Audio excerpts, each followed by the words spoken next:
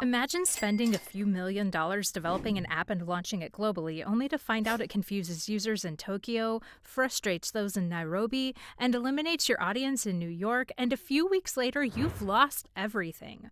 If different countries have different cultures, it would go without saying that there'd be really different UX and UI design frameworks as well. So let's find out how to design websites and apps for a global audience. Before diving into specific examples from different countries, let's first lay a theoretical foundation with Geert Hofstede's cultural dimensions theory. This framework helps explain how cultural values shape human behavior, including how users interact with digital products.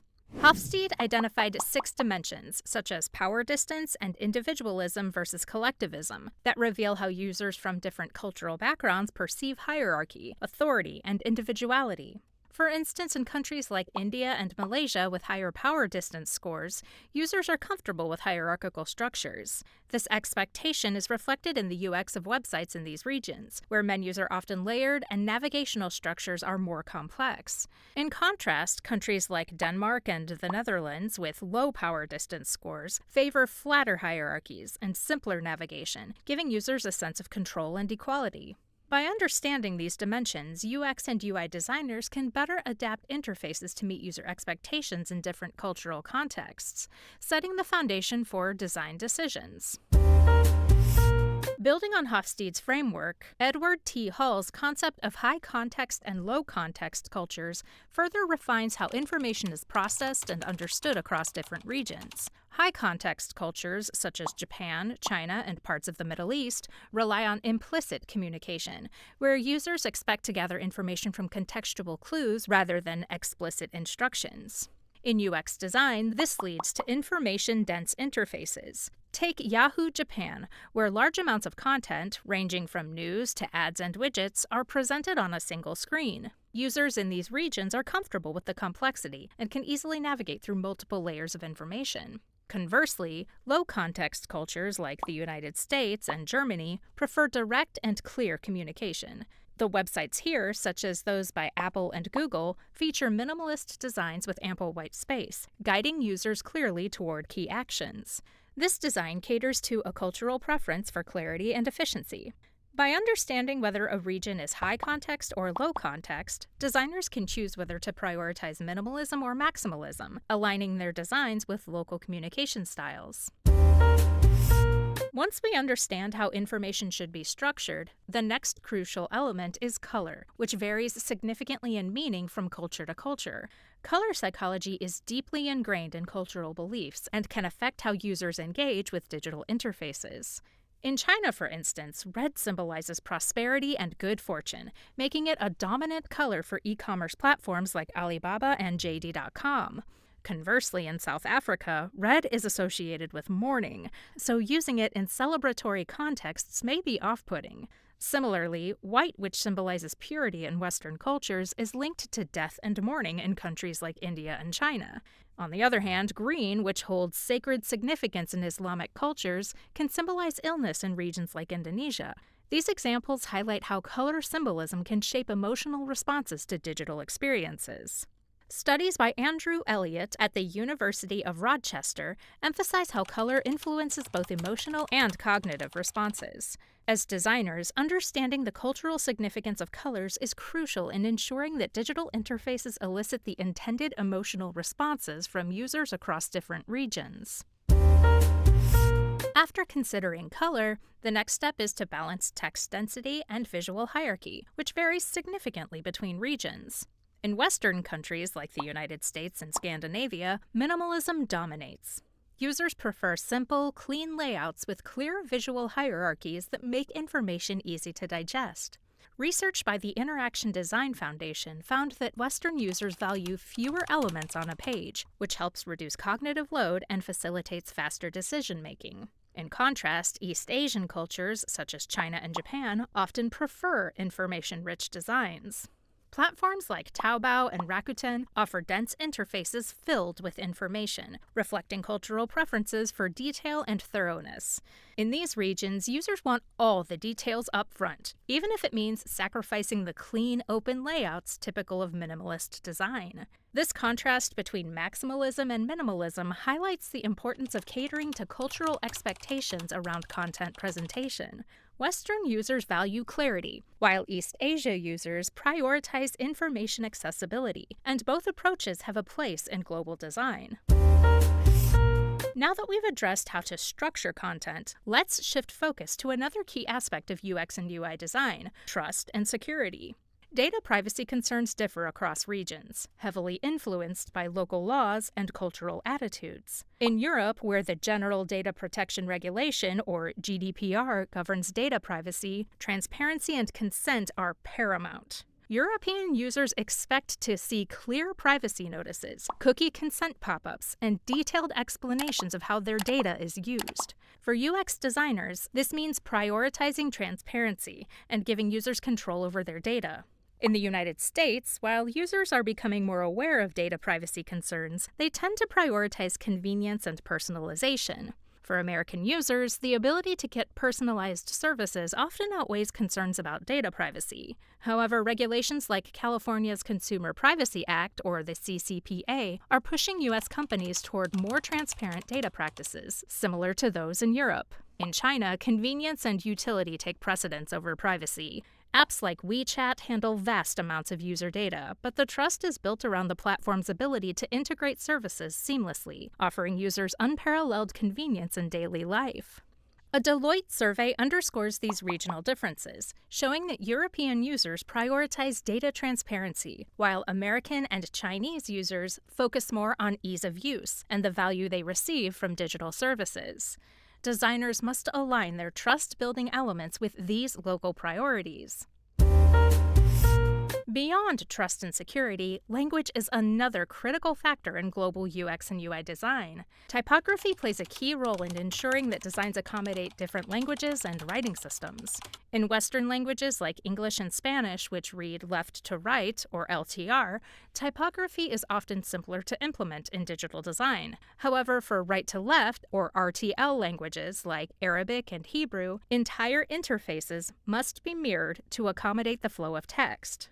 Websites like Noon and Soak.com have successfully adapted their interfaces for Arabic-speaking audiences by incorporating RTL navigation and typography. In East Asia, where languages like Chinese and Japanese require complex characters and vertical writing systems, typography must be more intricate.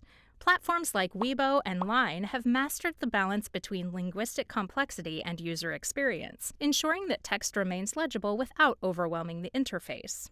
Google's research shows that users prefer localized typography and formatting that align with their native languages, reinforcing the importance of adapting text elements to the cultural and linguistic needs of users. Mobile design plays a significant role in global UX and UI, particularly in emerging markets like Africa and India, where smartphones are often the primary, if not the only, means of accessing the internet. In these regions, mobile-first design is crucial. Platforms like M-Pesa have thrived by focusing on mobile usability, enabling millions of users to conduct financial transactions through their phones. In contrast, in North America and Western Europe, both desktop and mobile experiences are critical. Companies like Airbnb and Slack have designed responsive interfaces that work seamlessly across multiple devices, ensuring that users can switch between mobile and desktop effortlessly. A 2019 GSMA study highlights that over 70% of users in regions like sub-Saharan Africa rely solely on mobile devices for internet access, making mobile-first design essential for engaging with these users. Expanding from mobile-first design, we must also consider how users interact with their devices through gestures. In regions like China, gestures like swiping are commonly used, especially in apps like WeChat, where swiping is integrated into core navigation. Research by Tencent found that Chinese users find swiping faster and more intuitive, particularly when interacting with dense content. In contrast, Western countries are more accustomed to tap-based interactions, as seen in apps like Instagram and Facebook. In these apps, users rely on taps for liking posts, navigating menus, and selecting items. To enhance this interaction, haptic feedback, the slight vibration felt after tapping, adds a tactile layer that reassures users that their action has been registered, offering an extra level of engagement. Meanwhile, in India, where many users are transitioning to smartphones for the first time, tap-based interfaces are often preferred for their simplicity. A 2020 ResearchGate study found that users in rural parts of India in particular find tap-based designs more intuitive than swipe-based interactions, where digital literacy is lower. Understanding these regional differences in interaction preferences helps UX and UI designers create more intuitive and regionally relevant experiences for diverse users around the world. Visual communication through iconography is meant to be universal, but icons often carry vastly different meanings across cultures. For example, the thumbs-up icon, commonly used in Western countries to indicate approval, is often considered offensive in parts of the Middle East and South Asia. Similarly, the OK hand gesture, a positive symbol in the US, can be perceived as offensive in Brazil and Turkey. In Japan, the bowing icon, which represents respect or apology, mirrors the cultural practice of bowing in social interactions. However, in Western cultures, this symbol might not convey the same level of nuance and can be easily misinterpreted or overlooked if used inappropriately. A 2018 University of Cambridge study showed that localizing icons for cultural contexts significantly improved user comprehension and engagement. Global platforms such as Google and Facebook have begun using region-specific icons, ensuring that their visual language resonates with users across diverse cultures. For UX and UI designers, understanding the cultural significance of icons ensures that visual elements not only enhance the user experience, but also avoid unintended miscommunications that could alienate users. E-commerce design provides one of the clearest examples of how cultural preferences can shape user expectations. In Western countries like the US and Germany, online shoppers expect a streamlined checkout process. Websites like Amazon prioritize minimalism by offering features like one-click purchasing and auto-filled forms, reducing friction and improving conversion rates. However, in China, e-commerce platforms like Taobao and JD.com take a more maximalist approach. Chinese users prefer detailed product information, extensive reviews, and multiple layers of interaction before committing to a purchase. This desire for thorough research reflects the cultural importance of trust and reliability in Chinese e-commerce platforms. In India, where internet speeds and device capabilities vary widely, e-commerce platforms like Flipkart and Amazon India offer lightweight versions or progressive web apps, or PWAs, to ensure smooth shopping experiences even in areas with limited connectivity.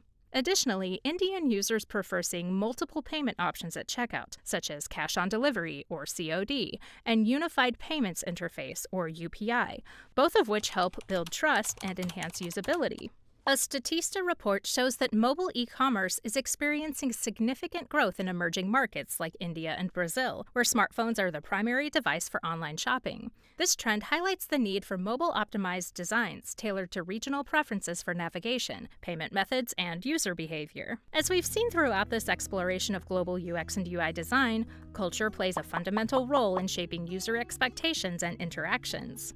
From color symbolism and text density to data privacy and mobile navigation, every region has distinct preferences that must be understood and respected by designers. By integrating cultural insights into their design strategies, UX and UI designers can create interfaces that are not only functional, but also culturally attuned to the needs of diverse global audiences.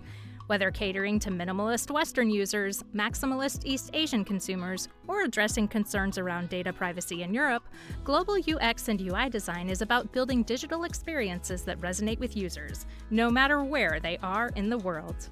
By embracing these cultural differences, designers can create more intuitive, engaging, and globally effective user experiences that make digital interactions seamless for everyone.